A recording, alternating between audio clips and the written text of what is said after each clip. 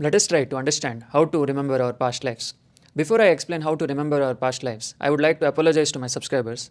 That is, I turned out to be an incompetent guru. That is, I fell in love with a scammer who was using Vashikarana mantra. Turns out that my Anahata chakra is very powerful. That is, it falls in love easily. That is also a strength. It is not our weakness to fall in love easily. Only if you know how to love, you can channelize the energy to the Ajna chakra for the thinking and for the Sahasrara chakra for crushing the duality. So, love is not a bad energy. It is a very powerful energy. We have to embrace it. But we have to see that we will not fall in scams. Now, why do spiritual people fall in love easily?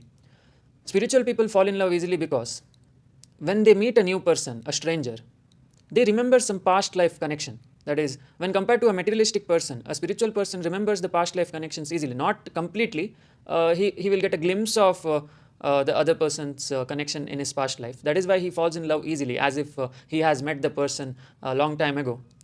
But this is all because of the past life remembering power.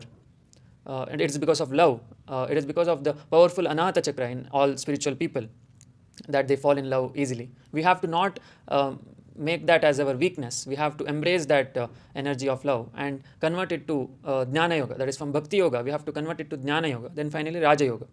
So in this video, we will learn how to remember our past lives, as we are already near to Shiva, right? All the spiritual people are vibrating lesser and they are moving towards Shiva. So we already have that power. We just have to magnify it. In order to magnify the power of remembering our past lives,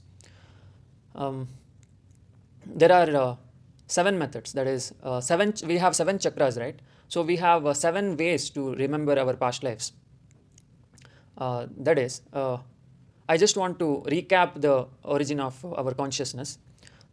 Before our consciousness popped up in the physical realm, first it was in the causal realm, then it went to astral realm, finally it came to the physical realm. Our consciousness did not come to the physical realm directly. It descended from the Shiva, that is the vibrationless consciousness, then came to the causal, astral, and finally physical. So what happened to our vibrationless consciousness initially? So when our vibrationless consciousness did not have any desires initially, so it was completely null. But when it got a desire, that is the desire to exist, it entered the causal realm. In the causal realm, it had the desire to exist, that is the Sahasrara chakra. And in the astral realm, it got the desire to think, desire to speak, and a desire to love. So three more desires it got in the astral realm. And finally, in the physical realm, it got 3 more desires, that is desire for power, desire for sex, and desire for food and sleep. So this is the pathway of our consciousness. The Darwin's theory is the bottom-up approach, whereas the thing I explained just now is the top-down approach. That is from the ultimate level of consciousness to the human beings. So that is from Shiva to causal beings to astral beings and finally human being. So now human beings have 7 chakras. So we have descended from the those desire forces, that is desire and desireless forces. Just to recap the desire forces. Sahasrara chakra contains the desire to exist. Ajna chakra contains the desire to think.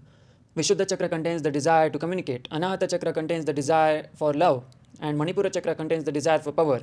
Swadhistana chakra contains the desire for sex. And Muladhara chakra contains the desire for food and sleep. So these are the desire forces due to which we are in the physical realm. These desire forces have also been combined with the desireless force, that is the Shiva Tattva. So just to give an example, before we eat food, right, we have the desire to eat food, that is the Shakti Tattva, desire for eating food. And finally, after eating food, we get detached from that desire, right, that is the Shiva Tattva. So this is how our life operates. It applies to all the chakras, that is Swadhistana, Manipura, Anahata, Vishuddha, Ajna, and Sahasrara chakra. That is the desire and desireless force. Now, who are these desire and desireless force? So first, in the causal realm, there was only the desire to exist, right? So the desire to exist was Mahavidya Tripura Sundari, and the desireless force was Maha Vishnu, that is the causal being. And in the astral realm, the astral beings were made by the desire to think, that is Mahavidya Chinnamasta, and the desireless force, Kartikeya Subramanya. And in Vishuddha Chakra, that is the desire to communicate in the astral realm, it was Mahavidya Tara, and desireless force was Akshobhya Bhairav. And finally, in Anahata Chakra, it was the desire for love, that is Mahavidya Kali, and desireless force was the Krishna. And in the Manipura chakra, when the astral beings entered the physical realm as human beings, so desire for power was Mahavidya Kamala, and desireless force was Panchamukhi Hanuman. And in the same physical realm, the human beings got desire for sex, that is Vikaraalini Devi, and desireless force was Batuk Bhairav. And finally, in the same physical realm, human beings got the desire for food and sleep, that is Mahavidya Tripura Bhairavi, and the desireless force was Ucchista Ganapati. So this was the structure of our consciousness. So we descended from these desire and desireless forces. Same happened to the animals, birds, etc. That is, they descended from human beings to animals, to birds, to plants, to etc. etc. Finally, the non-living things. So the non-living things have all the 7 chakras, but the upper chakras are dormant. Their lower chakras are very powerful, due to which they are still not evolving. The animals have the lower chakras very strong, upper chakras dormant. The humans also have the same way. So now we are trying to transcend beyond the animal nature, that is the below 3 chakras. But to remember our past life, right, we just have to connect with our desire forces. So for example, in the Muladhara chakra, we have the desire for food. So what we have to do is, before eating food, we have to remember the desire and desireless force. For example, Ucchista Ganapati and Mahavidya Tripura Bhairavi, we have to remember, and we have to chant their Nama mantra. I have told about the Nama mantras in the previous videos also. I will copy paste those Nama mantras in this video's description, so you can refer that. So what you have to do is, before eating the food, you have to eat the food very slowly. That is, you have to take a bite. I'll just show. So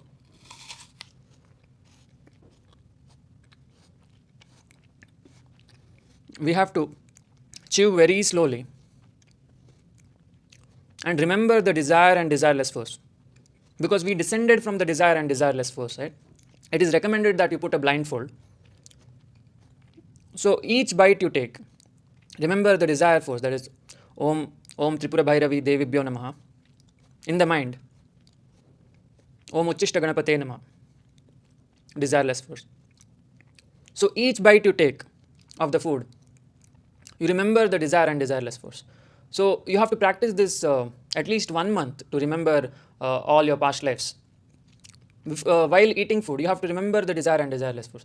Same goes to the act of sex also. Any sexual activity you perform, you have to remember the desire and desireless force, that is inside the mind. For Swadhistana chakra, the desire and desireless force is Vikaraalini Devi and Batuk Bhairav.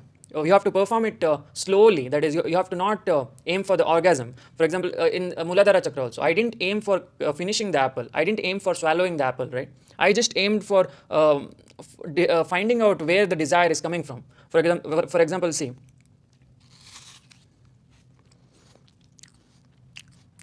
your taste buds are getting the pleasure, right? Just analyze from where is it coming, from where is this pleasure coming. And while doing that, chant the mantras. Om Ucchista Ganapate Namaha, Om Tripura Bhairavi Devibhyo Namaha, inside the mind. And think, where is this coming from? Where is this desire coming from? As you analyze that every day, while eating, while performing sexual activities. And for Manipura chakra, for example, when you go to gym, right? When you lift weights, that is also the desire for power, right? So chant the mantras of Panchamukhi Hanuman, Om Panchamukhi Hanumantaya Namaha, Om Kamala Devibhyo Namaha. So that is the desire for power and desireless force. So chant their mantras while lifting weights. So when you do that, that is also a way to remember the past life. So there are 7 ways to remember your past life. Each chakra has its own history. That is, it's like a data set. That is, you're trying to connect with the higher entities. That is the first desire forces that created before you descended to a human being. That is, they were created first. That is the deities, right? That I mentioned in each chakras. They were created first before you. Human beings were not created. First the causal beings, astral beings, then finally you were created. So the deities were created first. That is why you have to remember them whilst eating, whilst completing the desire and desire forces of the chakras, so that you will get the data set. That is, they have all the data set of the human beings. The Kala chakra, right, that is the Kali Yuga, Satya Yuga, Treta Yuga, Dwapara Yuga, the whole physical realms data set, those deities have. They can see the physical realm like a movie. So they can go to Kali Yuga, Satya Yuga anytime they want. So that is their power. That is because they have escaped space-time, which belongs to the physical realm. But they have not escaped the space-time of astral and causal realm. They are still inside the astral and causal realm. So now our goal is to go to the astral realm, right? So we have to first discover what were we in past lives. We can remember all those if we connect with the higher entities. That is because they have the entire data set of the our desire and desireless force. So that goes after Manipura chakra. In Anahata chakra, what you have to do is let's say this is my partner. You have to chant the name of the desire force, that is Om Maha Kalikaye Namaha, and your partner must say the name, chant the name of the desireless force, that is Aum Krishnaya Namaha, Om Maha Kalikaye Namaha, Aum Krishnaya Namaha. If you don't have a partner, then you can use a dog also. Like Anahata chakra represents love, right? So you can use anyone to love. So just hold them. That is, you have to cuddle, and you have to chant the name of the desire and desireless force. That is Om Maha Kalikaye Namaha for one partner, and for the other partner Aum Krishnaya Namaha. So when you do that, that is also a way to remember the past life. You have to have full concentration. Where is this desire for cuddling coming from? Where is this desire coming? So every time you take a bite, every time you feel the desire, right? You have to analyze where is this desire coming from. So same goes for Vishuddha chakra also. You have to just chant the name, because Vishuddha chakra is desire to communicate, right? You have to just chant the name of Om Mahavidya Tara Devibhyo Namaha, and Om Akshobhya Bhairavaya Namaha. Om Mahavidya Tara Devibhyo Namaha, Om Akshobhya Bhairavaya Namaha. I will paste all the mantras in the description of this video. You can refer there. And while thinking also, right? While thinking, you have to say the mantra, chant the mantras of Om Mahavidya Chinnamasta Devibhyo Namaha and Om Kartikeya Subramanyaya Namaha. You should chant this inside the mind. That is, you have to not chant it loudly. Initially, you have to chant loudly, but then you have to lower the voice, and finally go inside the mind, because you are trying to find out where the desire is coming from. And finally, in the Sahasrara chakra, you have to chant the name of Mahavishnu and Tripura Sundari. That is, Om Namo Bhagavate Vasudevaya and Om Mahavidya Tripura Sundari Devibhyo Namaha. So when you do that, you will slowly start getting the entire data set of the universe. That is, all your 84 lakh incarnations in the past lives. And you will slowly begin to get fed up of this physical realm. That is, you will get a desire to transcend, that is, from physical to astral. So this way, remembering past lives is useful for getting fed up of this physical realm. Otherwise, what will happen is, since you don't remember the past lives correctly, you will keep respawning in the physical realm as if you have not experienced anything. But once you get the data set of all the physical realm incarnation, you will realize that I have lived too much. This is too much. I have to transcend. So you will get that attitude. I cannot stay here for a longer time. It's a waste of time. So this way you can remember all your past lives, but don't expect this to happen suddenly, that is within 1 day or 2 days or 1 week. You have to chant the name of all the deities for at least 1 month while connecting with the desire forces, while doing the activities. So only then you will get that data set. Otherwise, if you don't believe, if you are skeptic, if you think I am telling some rubbish things, then you will never get, because the power of God is within you. That is, whatever you believe will become true. So that is the power of God within you. If you believe this will work, it will work. So I hope this video has brought some light to your consciousness. Thanks for watching. We'll meet in the next video. Jai Mahakal.